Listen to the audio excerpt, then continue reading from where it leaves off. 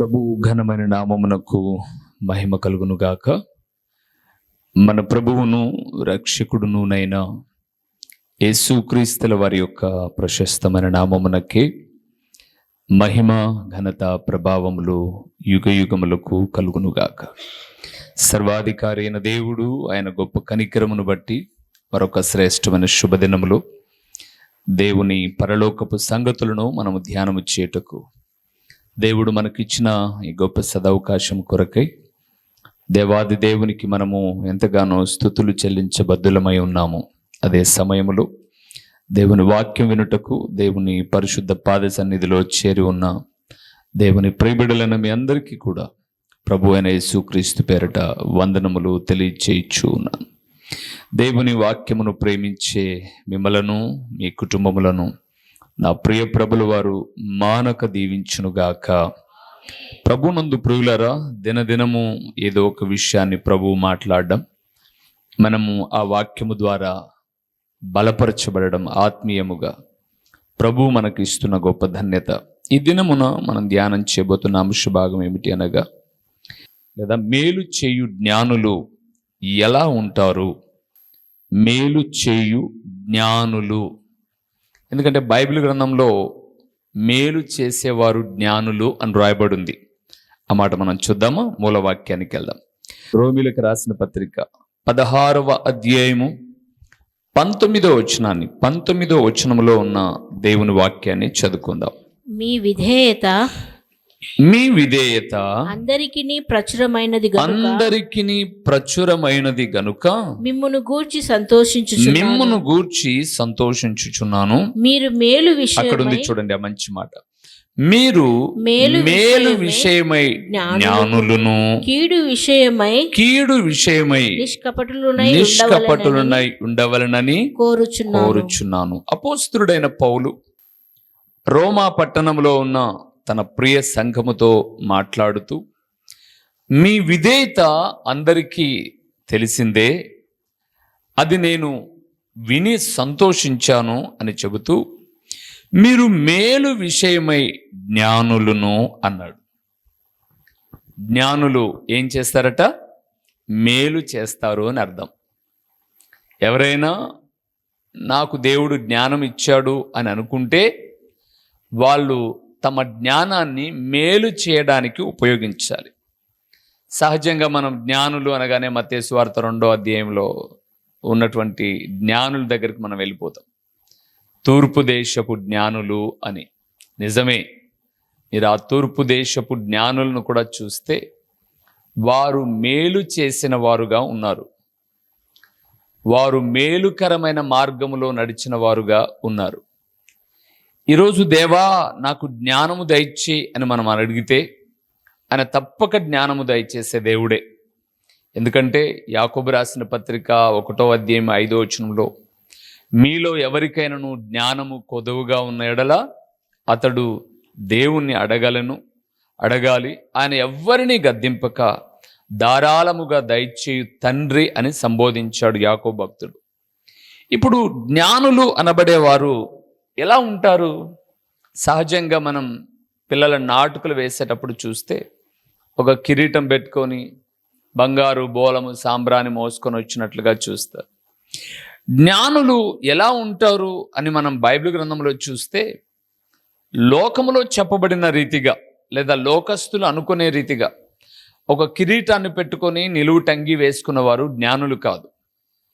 జ్ఞానుల యొక్క విధి విధానం ఎలాగ ఉన్నదో బైబిల్ గ్రంథాన్ని మనం చూస్తే మనకు చాలా తేట తెల్లముగా అర్థమవుతుంది. వారి గుణగణాలు, వారి వినయ విధేయతలు చాలా శ్రేష్టమైనవిగా బైబిల్ గ్రంథంలో మనం చూస్తాం.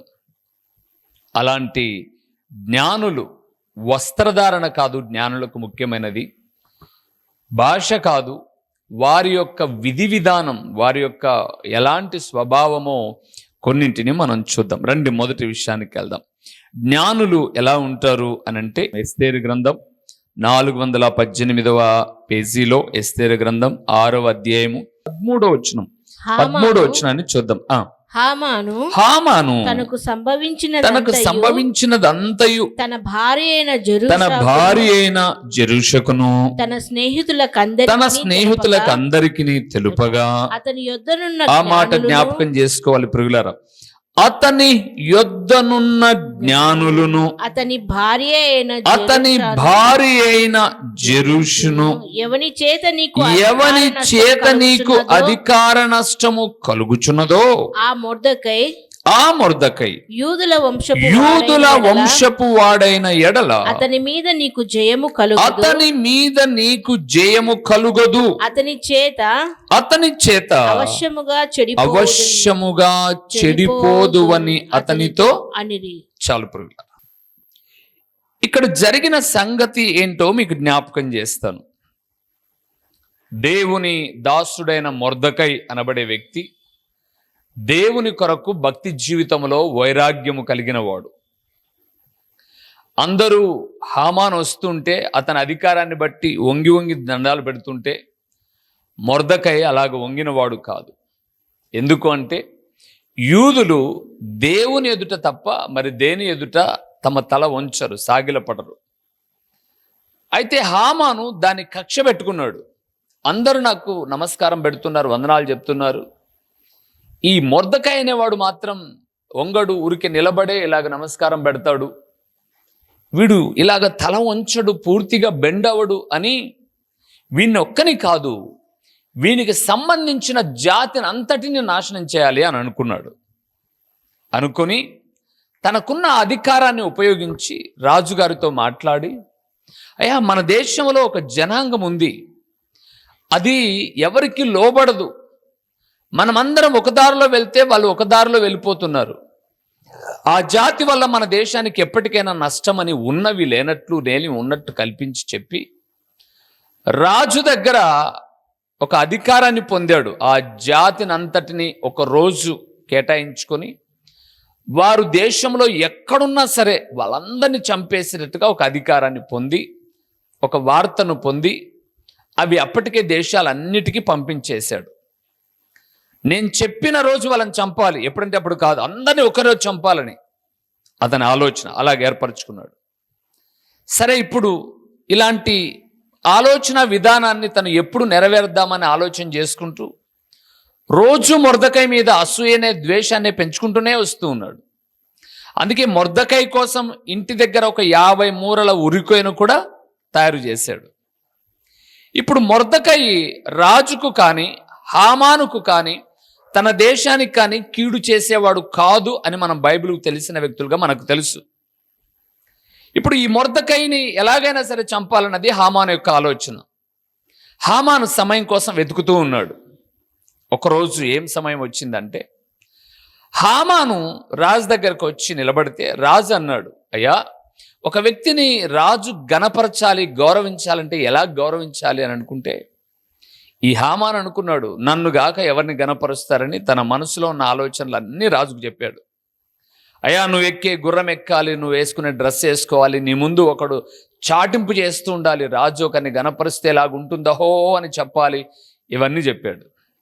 రాజు అన్నాడు, ఇవన్నీ పోయి మొర్దెకైకి చేయిపో అన్నాడు. హామానుకు చాలా సిగ్గుచేటు. ఎందుకంటే మొర్దెకైను చంపాలన్న ఆలోచనలో ఉంటే ఇప్పుడు మొర్దెకై గుర్రం మీద కూర్చున్నాడు, అతని కాళ్ళ దగ్గర హామాను నడుస్తున్నాడు. గుర్తుపెట్టుకోండి ప్రియులారా, మీరు ఎవరి మీదైతే అసూయపడి గర్వపడతారో వాళ్ళ కాళ్ళ కింద ఉండాల్సిన రోజులు వస్తాయి, వాళ్ళ తగ్గును నిలబడాల్సిన రోజులు వస్తాయి. అలాగే జరిగింది. మొత్తం పైన హామాను ఇంకేం చేయలేడు. రాజు చెప్పాడంటే చేయాల్సిందే, లేదు రాజా నేను కాదు ఇంకొకరు, ఇవన్నీ చెప్పడానికి వీల్లేదు. అలాగే గౌరవించుకుంటూ వెళ్ళిపోయాడు. సిగ్గుపడ్డాడు. సిగ్గుపడి ఇంటికి వచ్చి జరిగిన విషయమే మనం చదివాం. భార్యతో చెప్పాడు, స్నేహితులతో చెప్పాడు, అతనికంటూ కొంచెం ఆలోచన ఇచ్చే జ్ఞానులతో కూడా చెప్పాడు. ఏంటి నా పరిస్థితి లాగా అయిపోయింది, ఎవరినైతే చంపుదామనుకున్నానో వాడు గుర్రం మీద ఎక్కి కాలు కిందికి ఏలేసుకొని ఉన్నాడు, వాని కాళ్ళ దగ్గర నేను నడుచుకుంటూ వెళ్ళిపోయాను, ఏంటి పరిస్థితి అని అంటే జ్ఞానులు చెప్పిన ఆలోచన ప్రియులారా, అతడు దేవుని నమ్మినవాడు, అతని మీద నీకు జయము కలగదు అని ఏం చెప్పారు? ఆలోచన చెప్పారు హామానుకు. ప్రభునందు నాకు ప్రియమైన వారలారా, ఈ మాట మనకు ఏం తెలియచేస్తుంది అని అంటే, జ్ఞానులు అనబడేవారు దేవుని పిల్లల మీద విజయం ఎప్పుడు కలగదని ఆలోచన చెప్పేవారు, మంచి ఆలోచన చెప్పేవారు. ఇంకా మీకు అర్థం కావడానికి ఒక వ్యక్తిని చూపిస్తాను. అపోస్తుల కార్యములు 5వ అధ్యాయము 38వ వచనాన్ని ఒకసారి చూద్దాం. కాబట్టి నేను మీతో చెప్పున్నదేమనగా మీతో చెప్పున్నదేమనగా ఈ మనుషుల జోలికి పోక వారిని విడిచిపెట్టుడి. ఈ ఆలోచనైనను ఈ కార్యమైనను మనుషుల వలన కలిగినదాయన అది వ్యర్థమగును. ఒకవేళ దేవుని వలన కలిగినదాయన మీరు వారిని వ్యర్థపరచలేరు. మీరొకవేళ దేవునితో పోరాడు వారు దౌదురు సుమి. ఎవరండి మాట ఇచ్చింది? గమలియేలు. ఏమని చెప్తున్నాడు? దేవుని సేవకులను పట్టుకొని భయంకరంగా హింసించి లోపల పెట్టారు. అప్పుడు అందరూ అనుకున్నారు వీళ్ళని చంపేద్దాం అనుకున్నారు. కానీ గమలియేలు చెప్తున్నాడు, వద్దు, మీరు వారిని విడిచిపెట్టేయండి. ఎందుకో తెలుసా? ఒకవేళ వారు ప్రకటించే యేసు ప్రభుల వారు నిజమైన దేవుడైతే మీరు వాళ్ళలాంటి వాళ్ళని ఎంతమందిని చంపినా మీ ఆలోచన నెరవేరదు. ఒకవేళ వారు ప్రకటించే దేవుడు నిజమైన దేవుడు కాకపోతే వారిలాంటి వాళ్ళు ఎంతమంది ప్రకటించినా అది ప్రబలదు వార్త అని ఆలోచననిచ్చాడు జ్ఞాని అయిన గమలియేలు. దేవునిందు ప్రియమైన వారలారా, మేలు చేసే జ్ఞానులు ఎలా ఉంటారు అంటే ఇతరులకు మేలుకరమైన ఆలోచనలు ఇస్తారు. చెడిపోయే ఆలోచనలు ఎవరు? బాగుపడే ఆలోచనలు ఇస్తారు జ్ఞానులు. తప్పవద్దు, ఇది చేయగాకు అని. సహజంగా దేవుని వాక్యం ప్రకటిస్తూ ఉన్నప్పుడు మమ్మల్నే అన్నాడు అని మీరు అనుకునే వాళ్ళు చాలామంది ఉన్నారు. కానీ నేనండి దేవుని వాక్యాన్ని, దేవుని జ్ఞానాన్ని పంచడంలో చెడిపోవడానికి గద్దించను, కానీ బాగుపడడానికి, దేవుని స్వారూప్యంలో మార్చబడ్డానికి ఆలోచన చెప్పే వ్యక్తిని నేను. అందుకే జ్ఞాపకం చేస్తున్నాను, జ్ఞానులు చక్కటి ఆలోచనలు ఇస్తారు. ఏది పడితే అది మాట్లాడరు. ఎలాంటి ఆలోచనలు అంటే అలాంటి ఆలోచనలు ఇవ్వరు. అలాంటి ఆలోచనలు ఇచ్చి తల వంచుకోరు. వారి ఆలోచన విధానము ఎప్పుడు కూడా ఎలాగుంటుంది? మంచిగా ఉంటుంది. మీరు గమనించి చూడండి, హామాను పెట్టుకున్న జ్ఞానులు వాళ్ళు. హామాను జీతం ఇస్తే హామానుకు ఆలోచన చెప్పవలసిన వాళ్ళు. కాబట్టి హామానును ప్రోత్సహించడంలా హామాన్తోనే చెప్తున్నారు, దేవుని ప్రజల మీద మనకు జయం ఎప్పుడు కలగదు అని చక్కటి ఆలోచననిచ్చారు. దేవునిందు ప్రియులారా, జ్ఞానులు మంచి ఆలోచన ఇస్తారు. రెండో విషయానికి వద్దాం. జ్ఞానులు ఏం చేస్తారు? సామెతల గ్రంథము 3వ అధ్యాయము 35వ వచనాన్ని మనం చూద్దాం. 35వ వచనాన్ని మనం చూద్దాం. జ్ఞానులు ఘనతను స్వతంత్రించుకొందురు. చాలు, బుద్ధిహీనులొద్దు, ఇంకా మనకొద్దు. మన సబ్జెక్టు జ్ఞానులు కదండి. అక్కడ అన్నాడు, జ్ఞానులు ఘనతను స్వతంత్రించుకొందురు. చాలు ప్రియులారా, జ్ఞానులు వారు ఎక్కడ ఉన్నా సరే, చెరసాల్లో ఉన్నా, లేదా షడ్రకు మెషకు అబేద్నెగోల వలె అగ్ని గుండములో ఉన్నా, దానియేలు వలె సింహాల బోనులో ఉన్నా, వారు ఎక్కడైనా ఉండండి, జ్ఞానులు వారికి ఎప్పుడైనా ఏం కలుగుతుంది? ఘనత కలుగుతుంది. గుర్తుపెట్టుకోండి ప్రియులారా, జ్ఞానులు ఎప్పుడు ఘనతను స్వతంత్రించుకునేవారు. అందుకే మనం బైబిల్ గ్రంథంలో దానియేలు గ్రంథం 2వ అధ్యాయం ఇప్పుడు చదవద్దులేండి, ఎందుకంటే వివరించాను ఆల్రెడీ. 12, 13 వచనాలను చూస్తే మహారాజైన నెబుకద్నెజర్ అంటారు, వీరిలాగా దైవ జ్ఞానము కలిగిన వారిని మనం కనుగొనగలమా? రాజు అంతటి వాడే ఆ దేశానికి బానిసలుగా వచ్చిన షడ్రకు, మెషకు, అబేద్నెగోలు, దానియేలు అనబడే వాళ్ళను మహారాజైనటువంటి నెబుకద్నెజరు ఏం చేస్తున్నాడు? ఘనపరుస్తూ ఉన్నాడు. అవును ప్రియులారా, జ్ఞానులు ఎప్పుడు ఎప్పుడు ఎప్పుడు ఘనపరచబడతారు, గౌరవించబడతారు. 10 మందిలో తల ఎత్తుకునే రీతిగా వారి మాటలైనా వారి ప్రవర్తనైనా ఉంటుంది. యోసేపు చెరసాల్లో ఉన్నాడు ప్రియులారా. కలల భావం కూడా చెప్పాడు పానదాయకుల అధిపతికి. మరచిపోయాడు. కానీ రాజు కలగన్నాడు ఫరో. అప్పుడు గుర్తుపెట్టుకున్నాడు ఆ పానదాయకుల అధిపతి, రాజా ఒక ఆయన చెరసాల్లో ఉన్నాడు రాజా, నేను కూడా ఇలాగే కలకంటే నాకు చెప్పాడు రాజా. అచ్చం అలాగే జరిగింది. మన దేశంలో ఎవరి వల్ల కాలేదు, ఒక్కసారి ఆయన ఏమన్నా పిలిపిద్దామా? రాజు అంటున్నాడు, మంచి వస్త్రాలు వేయండి, చక్కని వస్త్రధారణ నా దగ్గరికి తీసుకురండి. తీసుకొచ్చిన తర్వాత ఆ దేశం అంతటికి రాజు తర్వాత రాజు అంతటి గొప్ప వ్యక్తిగా యోసేపు నిలబెట్టాడు. ఎందుకు? యోసేపు మాటలు జ్ఞానయుక్తంగా ఉన్నాయి. చూడండి, కొంతమంది కుయుక్తిగా మాట్లాడతారు. కాళ్ళకు మిందిది కాలుకేస్తే ఏలుకి, వేలుకేస్తే కాలుకేసి ఏదో జ్ఞానులు అని అనుకుంటారు. బైబిల్ గ్రంథం సెలవిస్తుంది, ఈ లోక జ్ఞానం చెప్తారా వ్యర్థం, వెర్రితనం. అది వెర్రెలు మాట్లాడినట్లే. దైవ జ్ఞానం ఘనపరచబడుతుంది ప్రియులారా, ఘనపరచబడుతుంది. అందుకే దేవుడు అంటున్నాడు, మేలు చేయు జ్ఞానులుగా మీరుండండి. అయ్యా, మేలు చేసే జ్ఞానులు ఎలాగుంటారు? మేలు చేసే జ్ఞానులు చక్కటి ఆలోచన చెప్తారు. మేలు చేసే జ్ఞానులు ప్రతి స్థలమందు కూడా ఏమవుతారు? ఘనపరచబడతారు, గౌరవాన్ని పొందుకుంటారు ప్రియులారా. వారు ఎక్కడైనా సరే వారు ఘనతను పొందుకుంటారు. దానికి విద్య అవసరమలా, గొప్ప గొప్ప డిగ్రీలు అవసరమలా. మీకు బైబిల్ గ్రంథంలో మన యేసు ప్రభుల వారి అడుగు జాడల్లో నడిచిన శిష్యులను చూస్తే వాళ్ళు గొప్ప గొప్ప విద్యావంతులు కాదు. చేపలు పట్టుకునే వాళ్ళు, పనులు చేసుకునే వాళ్ళు.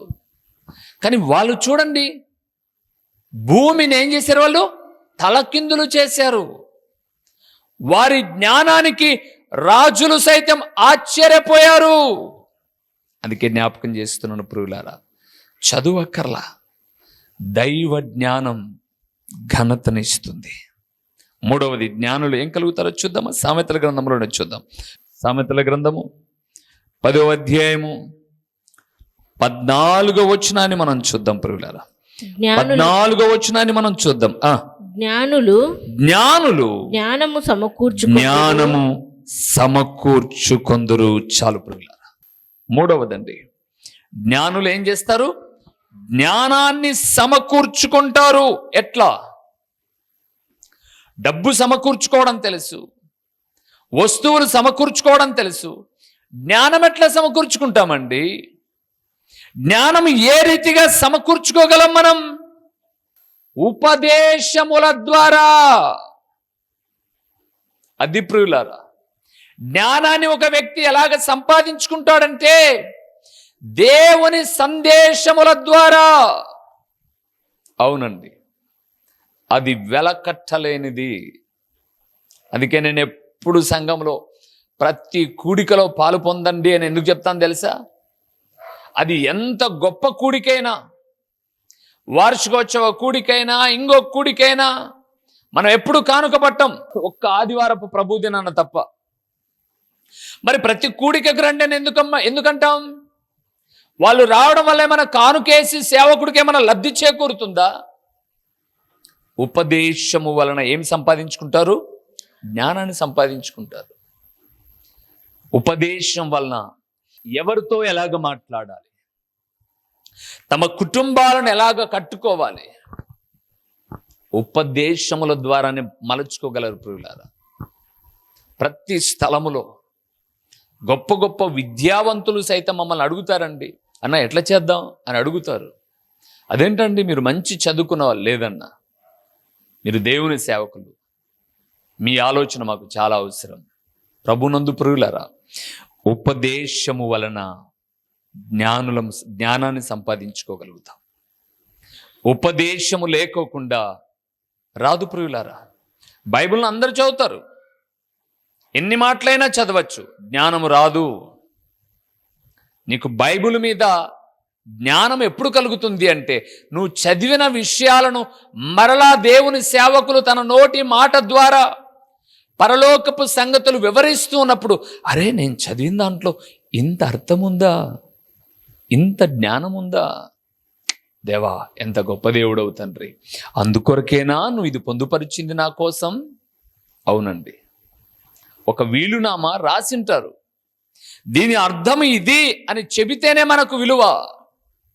అందుకే జ్ఞానులు జ్ఞానమును ఎలాగ సమకూర్చుకోగలుగుతారు అనంటే, దేవుని వాక్యం సెలవిస్తుంది. ఎలాగ సమకూర్చుకుంటారట? ఉపదేశముల ద్వారా. అందుకే మనం ఎప్పటికప్పుడు దేవుని సందేశాలు వింటూ రావాలి ప్రియులారా. సందేశాలు ఈరోజు ఎలాగ తయారైపోయాయంటే, సవాళ్ళు ఎక్కువైపోయాయి. ఏందో తమ టాలెంట్ను చూపించుకుందామంటే ఛాలెంజ్ అంటే ఛాలెంజ్, వెర్రితనం అన్నాడు. అది బైబిల్ గ్రంథం సెలవిచ్చింది, వివాదములు వ్యర్థమైనవి అని అన్నాడు.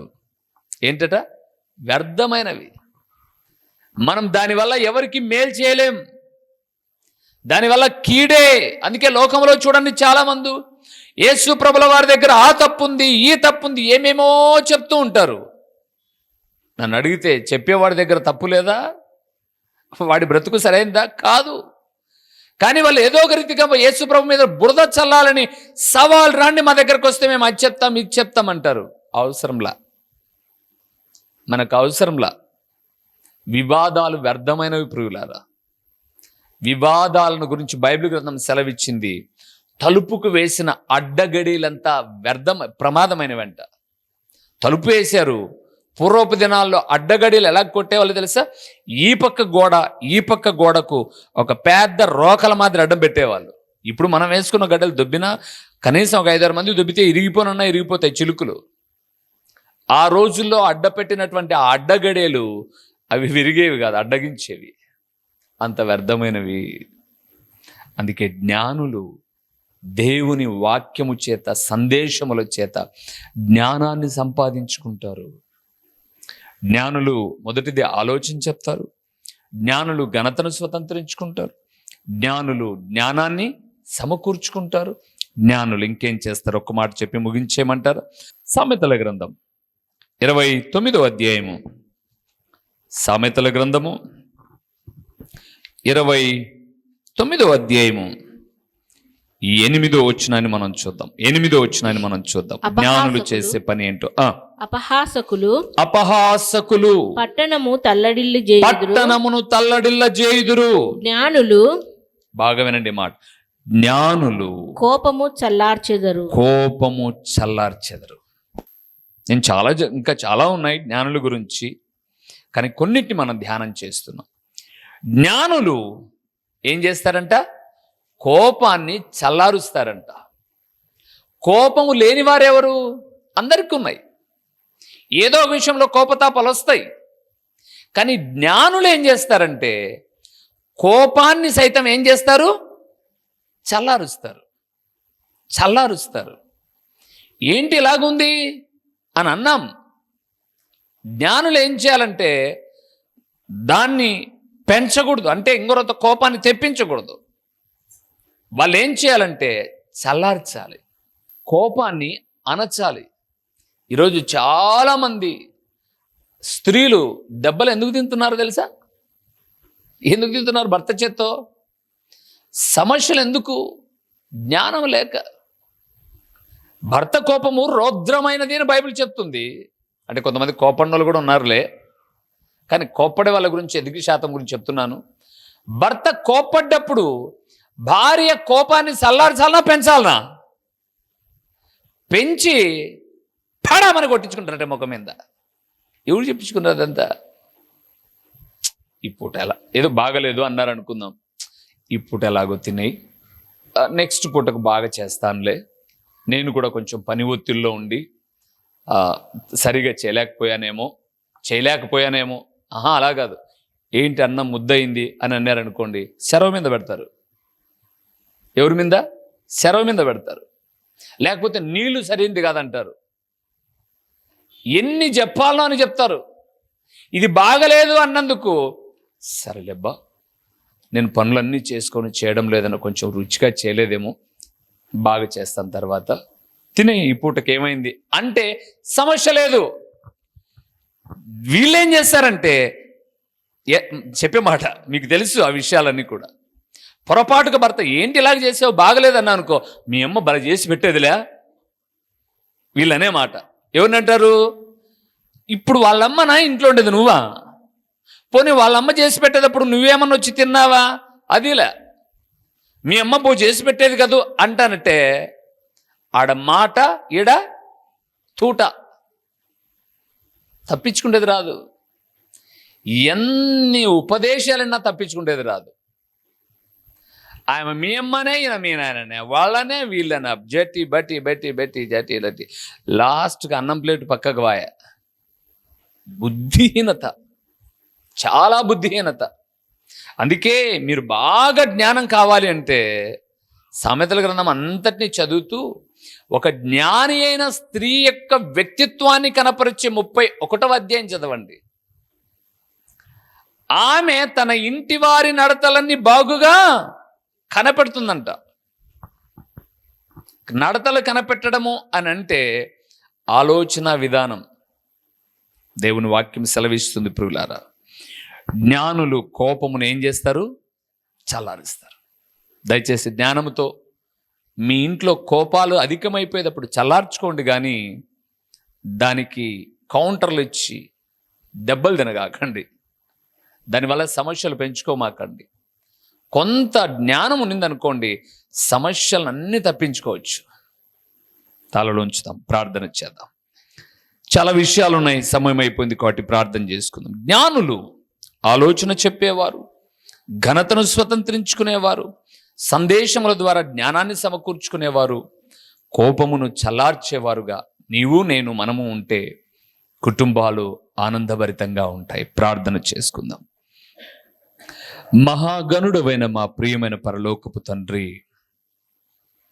మహోన్నతుడవైన దేవా, మీ ఘనమైన నామమునకు స్తోత్రములు చెల్లిస్తూ ఉన్నాము నాయనా. మేలు చేయు జ్ఞానులు ఎలా ఉంటారో మేము చూస్తూ ఉన్నప్పుడు, వారి వైఖరి ఎలాగుంటుందో మీ లేఖనాల్లో చూస్తున్నప్పుడు, కొన్ని మాటలు మీరు మాట్లాడారు. ఎన్నో ఉన్నాయనైనా, అనంతమైన జ్ఞానము మీ గ్రంథం కాబట్టి అన్నిటినీ మేము ధ్యానం చేయలేకపోయినా, ఈ దినాన ఈ వాక్యం వినే బిడ్డలకు అవసరమైన కొన్ని పరలోకపు సంగతులు ధ్యానం చేసినప్పుడు, ఇట్టి జ్ఞానాన్ని మీ మాటలు ప్రకటించిన ఈ సేవకునికి విన్న నీ బిడ్డలకు దయచేయండి. మేము జ్ఞానులముగా, మీ ప్రియబిడ్డలముగా, మీకు సాక్షులుగా బ్రతకడానికి సహాయం చేయండి. ప్రకటించబడిన పరలోకపు సంగతులు వ్యర్థముగా పోకుండా సారవంతమైన నేలను పడిన విత్తనము వలె 30 అంతలుగా 60 అంతలుగా 100 అంతలుగా ఫలింపచేసి మీ ఘననామమునకు మహిమ ఘనత ప్రభావాలు మీరు కలుగు చేసుకొనుమని ఎంతైనా నమ్మదగిన దేవుడవైన మీకు స్తుతులు చెల్లించుకుంటూ యేసు నామములో అడిగి పొందియున్నాము తండ్రి, ఆమేన్. మా చిరునామా దైవజనుడు బ్రదర్ ఓ రూబేన్ గారు, క్రీస్తు ప్రార్థనా మందిరం, డోర్ నెంబర్ 1-10-386, నగరిగుట్ట, పులివెందుల, కడప జిల్లా. మీ ప్రార్థనా అవసరాల కొరకై సెల్ నంబర్ 9989067409.